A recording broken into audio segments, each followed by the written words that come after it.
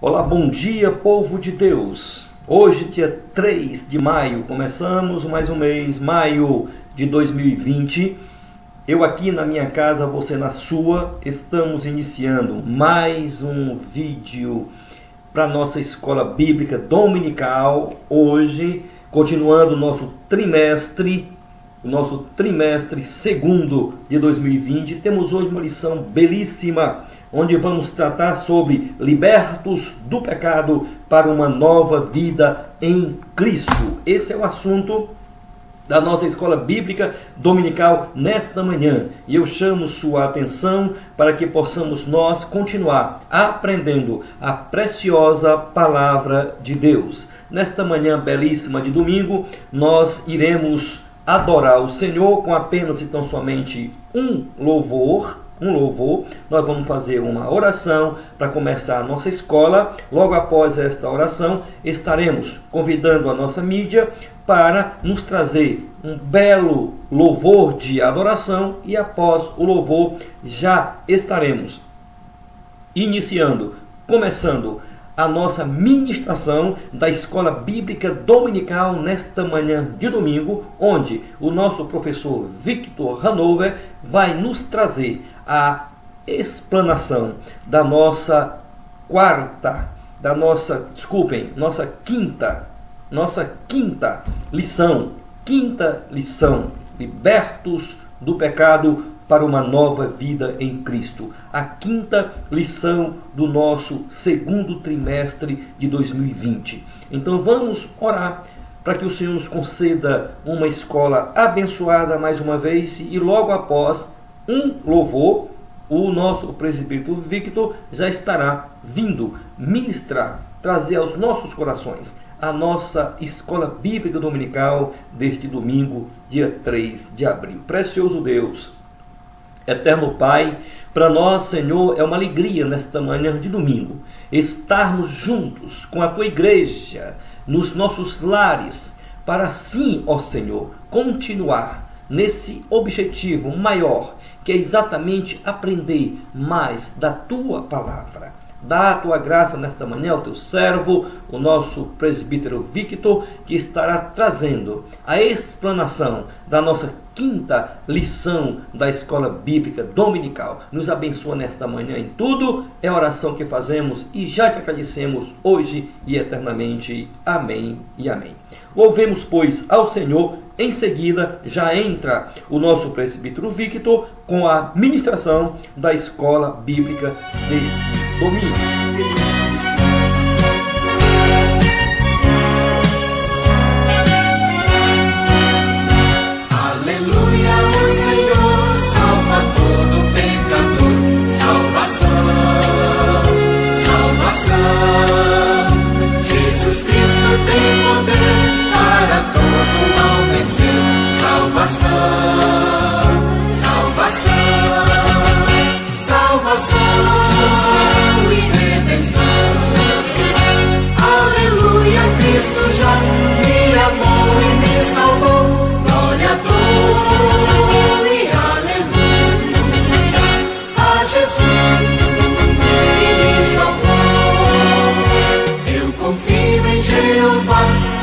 Santidade da salvação,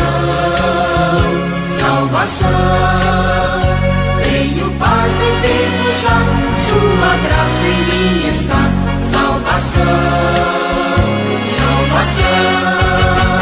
salvação e redenção, aleluia, Cristo já me amou e me salvou, glória a Deus e aleluia.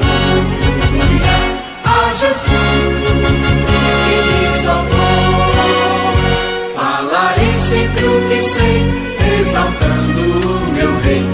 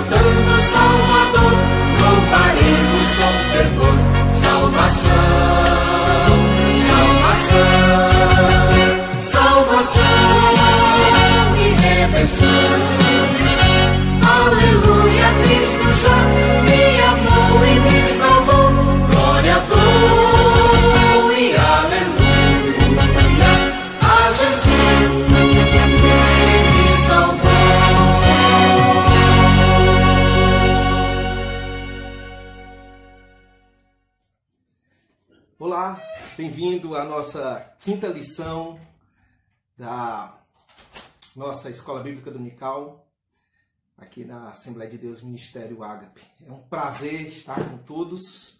Sei que todos devem estar em casa, né, na sua quarentena, cuidando das suas famílias. Confesso que estou morrendo de saudade de todos os irmãos, principalmente de ter aquele momento social com todos, né? Então hoje nós vamos matar essa saudade, eu aqui, você aí, compartilhando conhecimento da nossa aula Libertos do Pecado para uma Nova Vida em Cristo. Espero que você possa gostar da aula, ser edificado através da lição. Queria agradecer ao nosso pastor Grijalba pela oportunidade, pela confiança. Um abraço a todos os demais professores da Escola Bíblica Dominical. Morrendo de saudade de todos vocês. Bom, a lição número 5, do dia 3 de maio, Libertos do Pecado para uma Nova Vida em Cristo. O texto áureo diz assim: mas Deus é riquíssimo em misericórdia pelo seu muito amor que nos amou. Estando nós ainda mortos em nossas ofensas, nos vivificou juntamente com Cristo. A leitura se encontra lá em Efésios capítulo 2, versículo 4 e 5. A verdade prática: por meio da maravilhosa graça divina, fomos libertados do pecado, perdoados e salvos da condenação, e ainda recebemos o direito à vida eterna.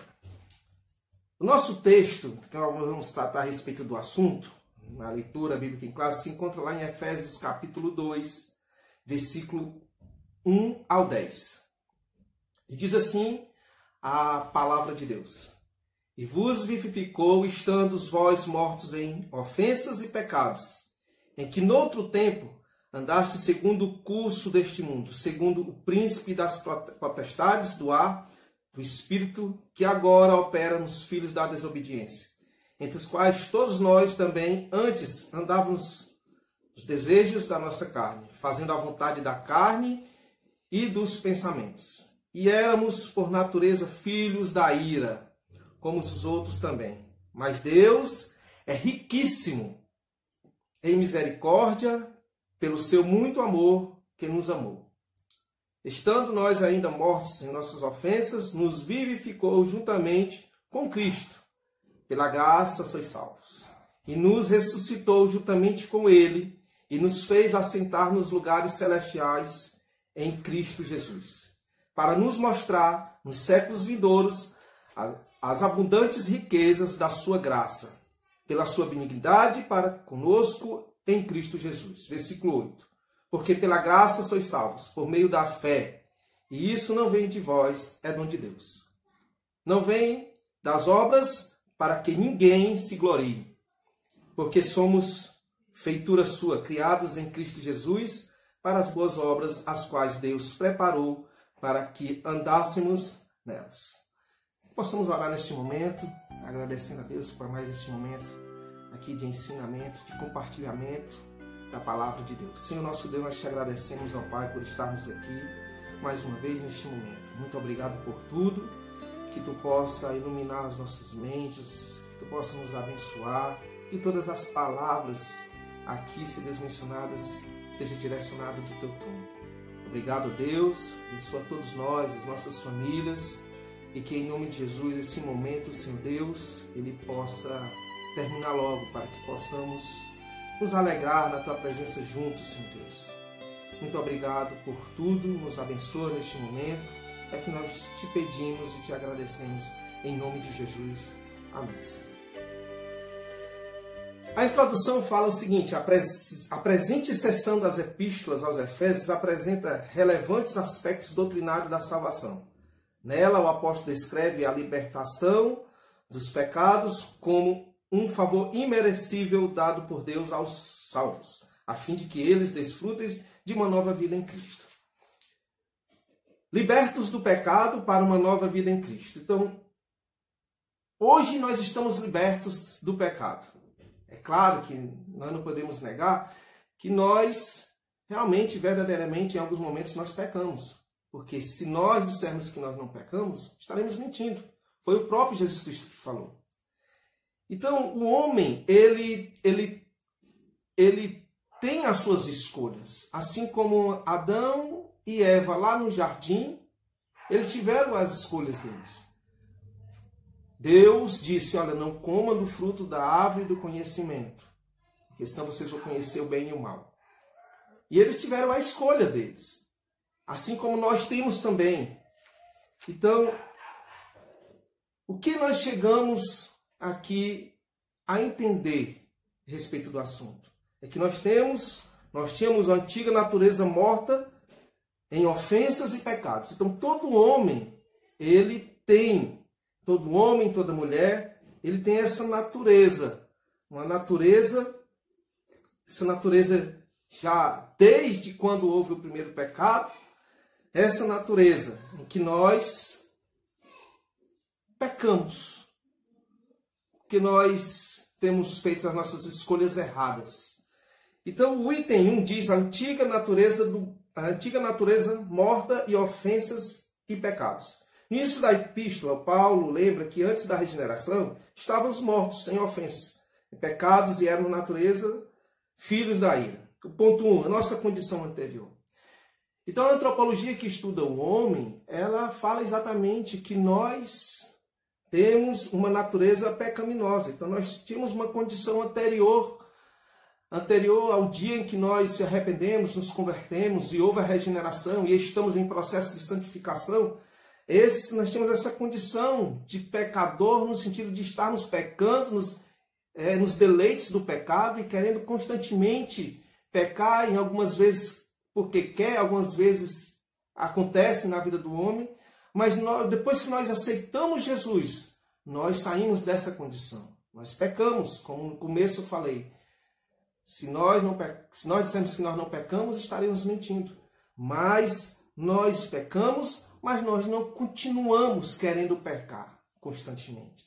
Então a nossa condição anterior era o seguinte: a palavra de Deus diz que entre os quais todos nós também antes andávamos nos desejos da nossa carne, fazendo a vontade da carne e dos pensamentos. E eram por natureza filhos da ira, como os outros também. Então, nós, antes de aceitarmos a Cristo, nós pecávamos e gostava até de pecar. Então, nós participávamos do que está escrito aqui. Éramos filhos da ira, porque estávamos constantemente pecando. E a palavra de Deus diz, lá no grego, que hamart é exatamente a palavra grega que dá sentido ao pecado. Então, pecado é hamartia no grego. E o que quer dizer essa palavra? Quer dizer errar o alvo. Errar o alvo. E quem é o nosso alvo? O nosso alvo é Cristo. Cristo é o nosso alvo. É para Ele que nós olhamos. É por Ele que nós estamos vivendo essa vida, esperando o grande dia dele nos buscar para morarmos na eternidade. Então nós tínhamos essa natureza pecaminosa que todo homem ele trouxe desde aquele tempo do primeiro pecado. Então é aquele que erra o alvo. Em vista disso, o homem em sua natureza decaída é diagnosticado como morto. Então nós estávamos mortos. Estávamos mortos. Então o homem ele nasce e um dia ele morre e completa o seu ciclo. Só que o homem pecador, ele nasce, morre a morte material e acaba tendo uma segunda morte, que é a morte espiritual.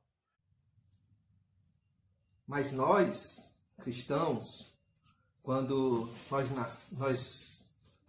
quanto à questão do nosso ciclo de vida, nós nascemos, morremos, mas quando nós morremos o velho homem e passamos agora a ter uma nova vida. Então nós nascemos novamente, É diferente do mundo lá fora. Nós nascemos, morremos, mas morremos o velho homem e ressuscitamos em Cristo. E aí agora nós teremos uma eternidade com Deus. Então é como se nós nascêssemos duas vezes e morremos uma única vez. Então, essa é a nossa diferença, nós cristãos, para as pessoas do mundo. O ponto 2 da nossa lição, aliás, ainda no tópico 1, no ponto 2, nossas ofensas e pecados, como está lá no primeiro versículo do texto que nós lemos, e vos vivificou, estando vós mortos em ofensas e pecados. Então, o que são essas nossas ofensas, esses nossos pecados, né? Então, a má conduta que noutro tempo andaste é descrita por Paulo por meio da metáfora do ato de andar. Então, andaste, segundo o curso deste mundo. Então, os costumes eram praticados conforme o sistema mundano. Então, a natureza do homem, o homem pecador, ele anda segundo o costume do mundo. Então, ele anda conforme o mundo diz.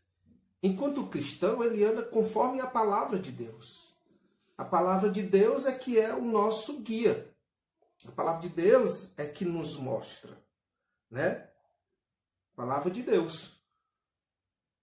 Então, quem está no mundo, ele anda conforme lá o que está, os influenciadores e os influenciados vão andando conforme na prática do mal, na prática do roubo, na prática da maldade, na prática da prostituição, na prática do ego, né? O ego é que coordena a sua vida, é que coordena a maneira de ser.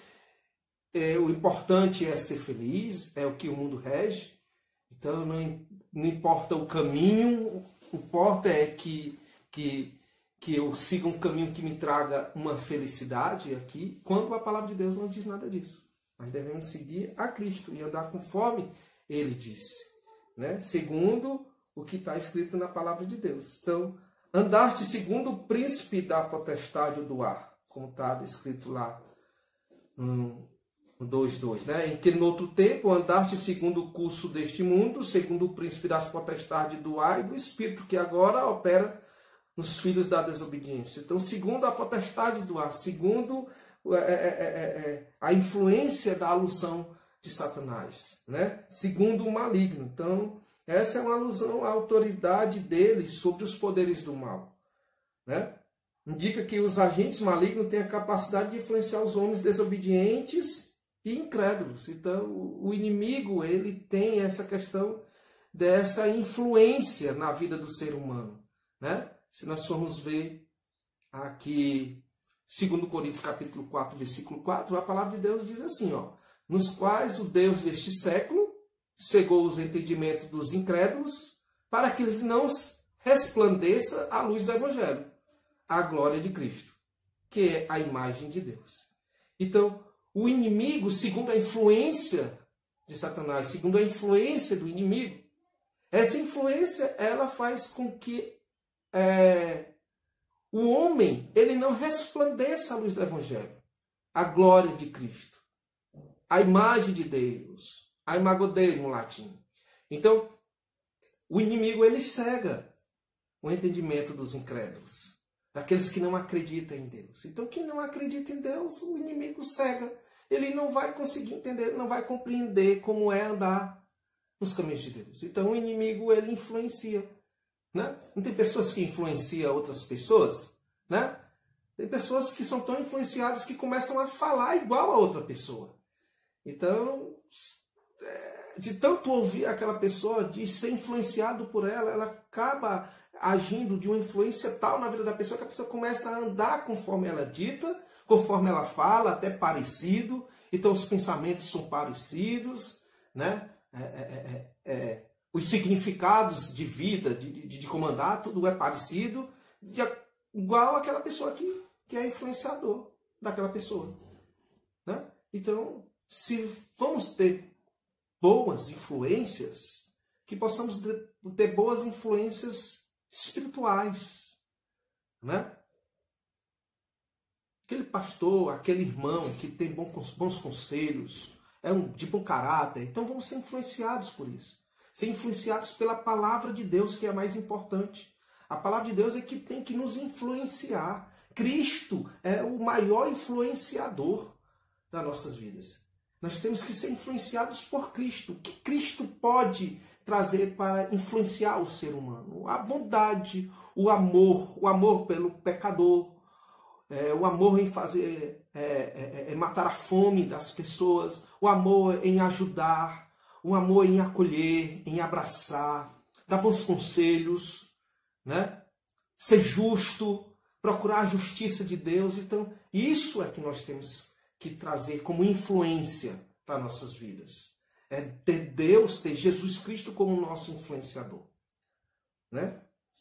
Então, nós não devemos andar conforme os preceitos do mundo, conforme o maligno.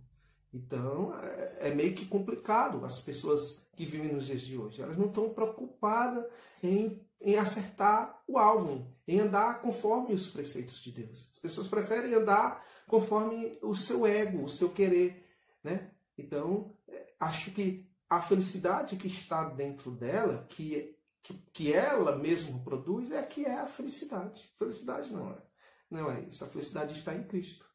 A felicidade está em Deus.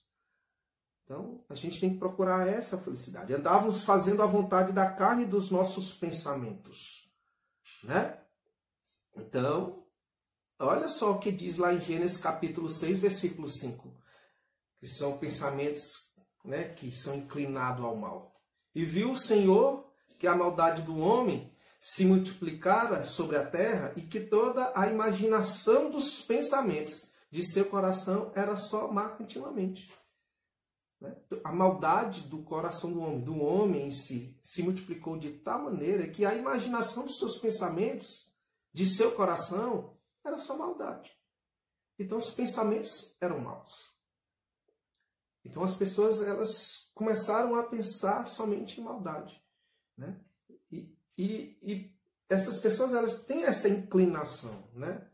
E quem pensa mal, muitas das vezes, se dá mal no final, né? Uma coisa interessante aqui que o autor aqui ele nos remete é exatamente a questão de fazer a vontade da carne. Então, não é vontade de Deus para que a gente venha ficar fazendo a vontade da carne, né? Não é a vontade de Deus. Uma coisa que a gente tem que entender é que existe esse conflito entre uma guerra entre a carne e o espírito, né? Então, a gente tem que buscar vencer essas batalhas, esse espírito, com a ajuda de Deus, com o poder de Deus nas nossas vidas. Então, o que nós estamos nos alimentando, né? De que nós estamos nos alimentando? Estamos sendo alimentados pela palavra de Deus ou pelas coisas do mundo? Então, quando eu sou alimentado com a palavra de Deus, com as coisas de Deus, eu sou mais forte, né? Sou mais forte em Cristo, sou mais forte em Deus.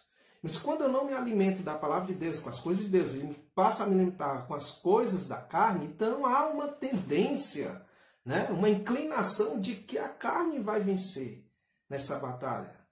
Então eu tenho que buscar as coisas de Deus, para que nessa batalha o Espírito seja sempre vencedor, né?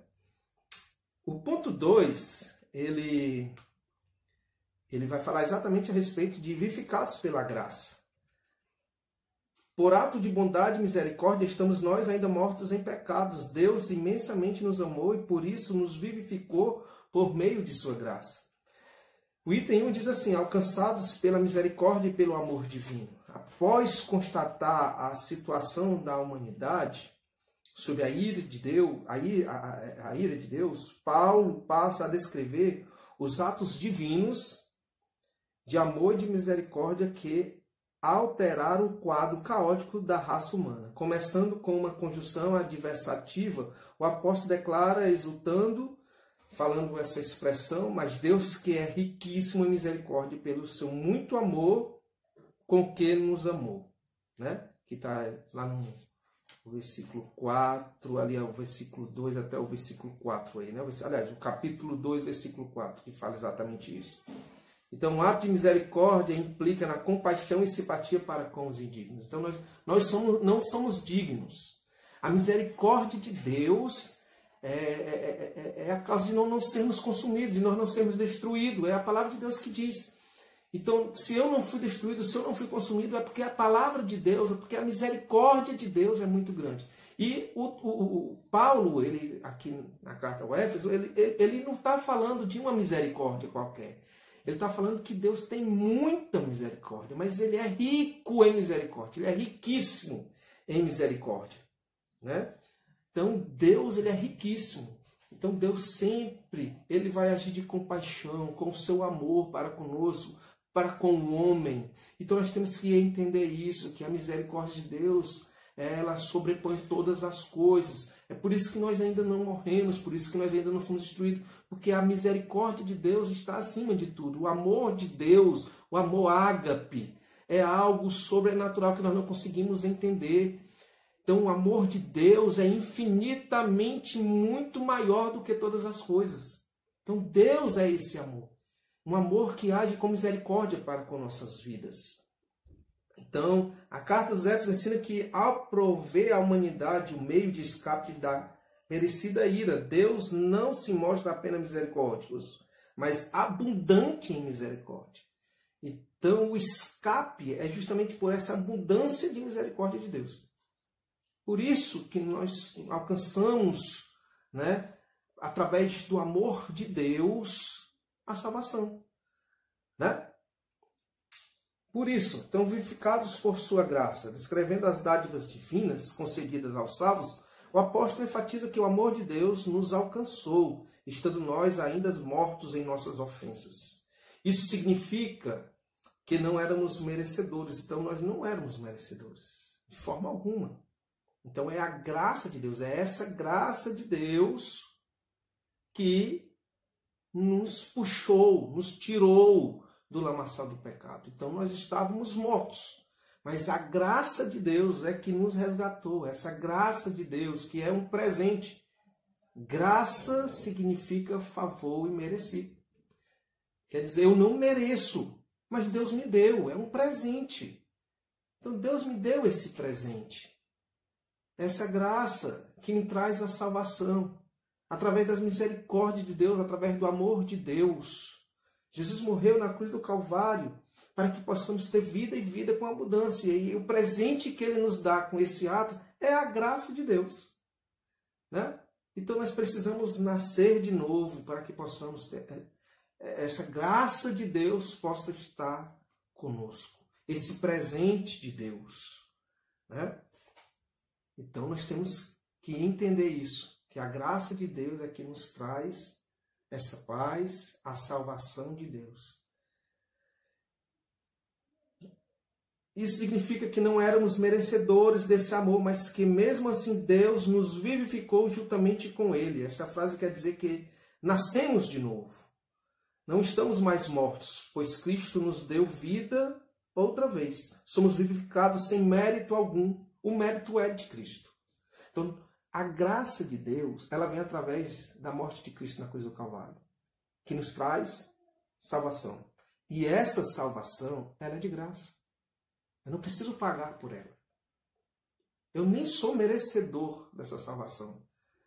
Mas a graça de Deus, o amor de Deus, essa graça que Ele derrama sobre nós, que Ele nos dá de presente, é que me traz essa salvação, é que me envolve.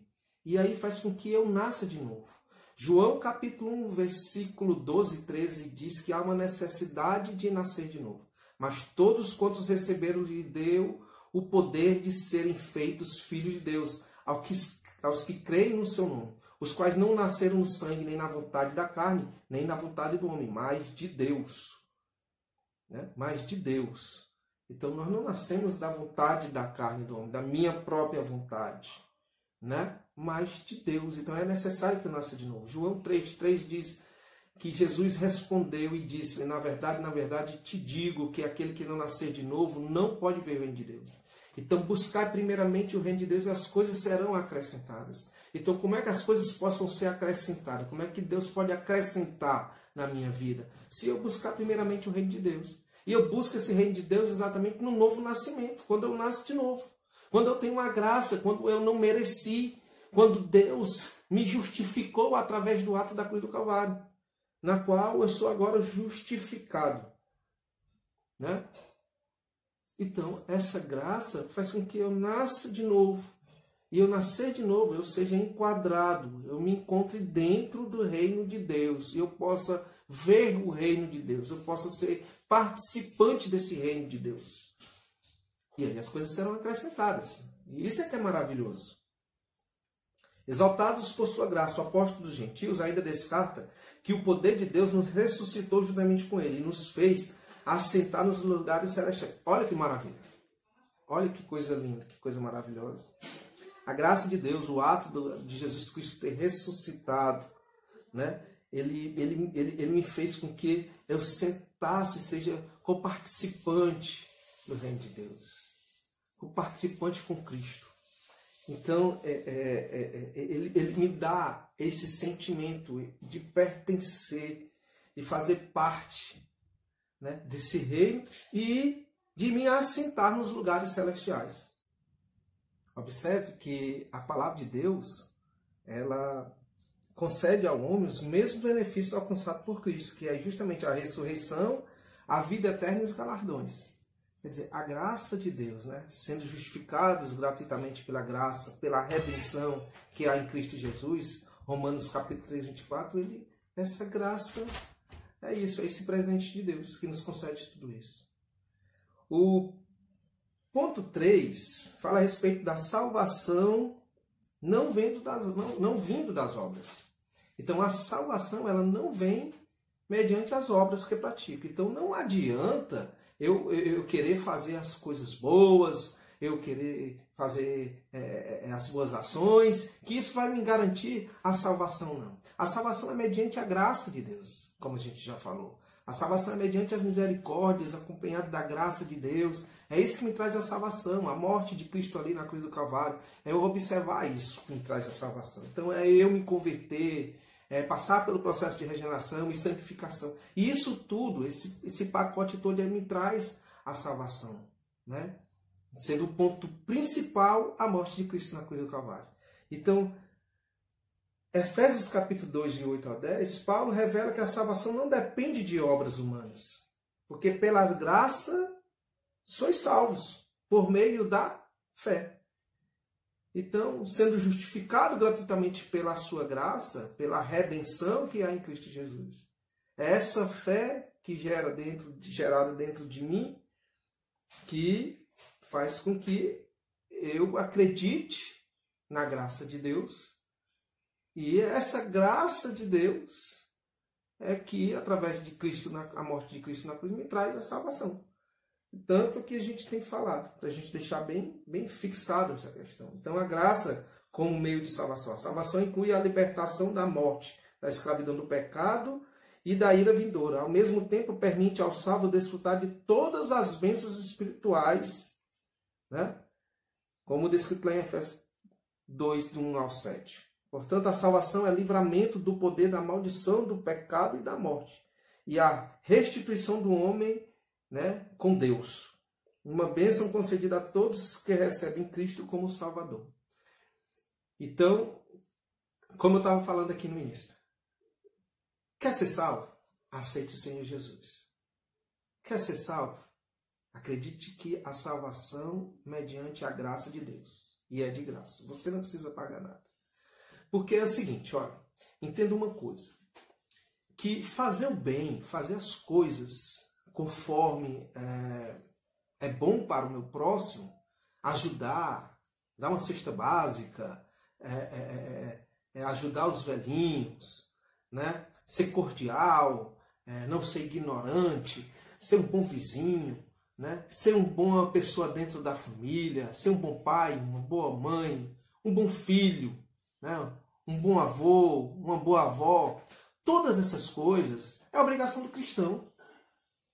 É obrigação do cristão, porque esses atos é que testemunham que você é um bom cristão. As pessoas jamais vão entender a pessoa ali como um bom cristão se ele pratica corrupção, se ele pratica as coisas ruins, se ele não anda conforme a palavra, se ele pratica o mal, então as pessoas não vão ter essa pessoa como cristão, né? Então, fazer as boas obras, fazer as coisas boas, ela acompanha o cristão, são nossa obrigação.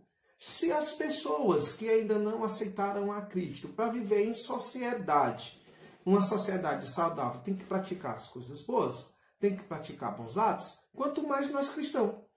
Então, é nossa obrigação, nós somos cristãos. Então, a salvação, ela não depende da obra, para que nós pudéssemos dizer assim, pronto, eu fui salvo, eu mereço salvação porque eu sou bom, porque eu faço as coisas boas, porque eu falo com mansidão, porque a pessoa ali precisou do meu carro para levá-la para o hospital e eu levei, e eu passei ali 3 horas com ela no hospital. Não, nada disso. A salvação, ela não vem através das minhas obras, a salvação vem pela obra de Cristo.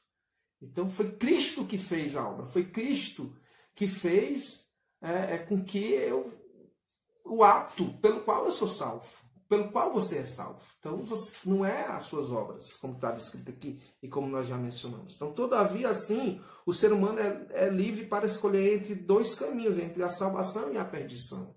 Então, a graça, né, ela não vai aniquilar essa questão de você escolher. Mas quando nós escolhemos o bem, quando nós escolhemos Cristo, como nós aceitamos o que Ele fez para a minha vida, né, para mim ser vivo, para que eu não seja um homem morto, né, eu tenho a salvação através da morte de Cristo, através da graça, e não é pelas obras. Não é pelas obras. Então a fé deve ser considerada como a aceitação da obra realizada por Cristo em nosso favor. Ela é a resposta à graça de Deus através da qual recebemos a salvação. O ponto 2 diz assim, obras como evidência de salvação. Aqui Paulo usa 2 negações para endossar a origem da salvação. A primeira expressão, isso não vem de vós, né? Trata da salvação pela graça que convém de Deus. A segunda ratifica que a salvação não vem das obras, é aquilo tudo que eu falei, o que indica, não se trata de recompensa de algum ato humano. Essas afirmações, ela exclui a possibilidade de alguém ser salvo pelos seus próprios esforços. Então não são os meus próprios esforços que me trazem a salvação, mas é o que Cristo fez na cruz do Calvário. Então, como a salvação é a realização divina, agora somos feituras de sua criação, de ser criados em Cristo para as boas obras. Uma transformação ocorreu dentro da minha vida. Agora em Cristo somos uma nova criatura e coisas velhas já se passaram, como está descrito lá em 2 Coríntios, capítulo 5, 17. Por isso, se antes o apóstolo usou a metáfora do andar numa perspectiva negativa, agora eu ando sobre uma outra perspectiva. A perspectiva de ser um servo de Deus, uma perspectiva de ser um homem salvo, perspectiva de ser uma mulher salva. Então agora, se antes eu andava sobre uma perspectiva diferente, negativa, de morte, agora eu vivo uma perspectiva de salvação, de vida, vida abundante, vida eterna. Então agora eu sou um homem verdadeiramente vivo. Agora você é um homem, é uma mulher verdadeiramente viva. Viva em Cristo Jesus. Né? Então, possamos entender bem isso. A salvação não vem por eu ser, pelo que eu sou. A salvação vem através do ato ali do que Cristo fez na cruz do Calvário. Então, vamos lá para a conclusão. Antes da regeneração, éramos filhos da ira e condenados à perdição eterna. Por ato do amor divino, por meio de sua maravilhosa graça, nós nos tornamos filhos por adoção, né? Essa gloriosa salvação nos foi concedida independente de nossas obras. A partir da salvação, passamos a praticar boas obras que glorificam ao Deus, nosso Pai. Então, resumindo, somos libertos do pecado para uma nova vida em Cristo. Entender que a nossa antiga natureza era uma natureza morta, cheia de ofensas e cheia de pecado. Que nós somos vivificados pela graça de Deus. Graça essa que é um presente de Deus para as nossas vidas. Graça essa que nos traz salvação, que nos dá o direito de estarmos com Deus e morar com Deus. E E que essa salvação, ela não vem através das obras, daquilo que eu faço, mas que ela é aquilo que tudo que Deus preparou, daquilo que Ele se deu de melhor, que morreu na cruz do Calvário para que eu e você tenham direito a essa salvação. Que não é nada que eu faça que vai trazer essa salvação, mas é o que Cristo fez. O que Cristo fez ali na cruz do Calvário. Então, que Deus abençoe sua vida. Espero que tudo passe logo. Espero que possamos ter bons momentos, se Cristo não voltar antes e nos levar para morar junto com Ele. Que possamos estar ali na nossa congregação, adorando a Deus, em espírito e verdade, com muita alegria, com muito amor, né? Se socializando entre os irmãos, né? Nos abraçando, fazendo assim, aqueles atos de comunhão, nos confraternizando, dando alegria uns com os outros, né? Abençoando as pessoas, né? Sendo cheio da palavra de Deus, cheio do Espírito Santo, né? Se alegrando, agradecendo a Deus, sendo grato por tudo que Deus fez em nossas vidas, né? Pela salvação, por tudo que Deus fez nas nossas vidas. Então eu quero desejar para você, certo? Que as bênçãos de Deus recaem sobre você e sua família.